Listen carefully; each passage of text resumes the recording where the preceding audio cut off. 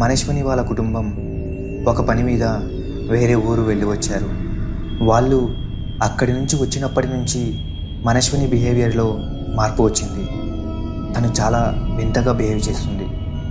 ఉన్నట్లుండి సడన్గా అరుస్తుంది, ఏడుస్తుంది, పిచ్చిగా నవ్వుతుంది. నాతో ఉన్నప్పుడు కూడా 2-3 సార్లు తను అలా బిహేవ్ చేయడం నేను గమనించాను. అలా రోజులు గడిచే కొద్దీ తన ప్రవర్తన చాలా దారుణంగా మారింది. వాళ్ళ అమ్మ నాన్నకు ఏం చేయాలో అర్థం కాలేదు. తనను ఒక డాక్టర్కి చూపించారు. తను కొంచెం మెంటల్గా డిస్టర్బ్ అయ్యింది, కొన్ని రోజులు తనని ఒంటరిగానే వదిలేయండి, బయటికి వెళ్ళనీయకండి అని డాక్టర్ చెప్పడంతో తనని ఒక రూమ్లో పెట్టి బంధించారు.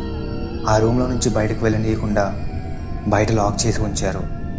కేవలం భోజనం, మెడిసిన్స్కి మాత్రమే డోర్ ఓపెన్ చేసేవాళ్ళు.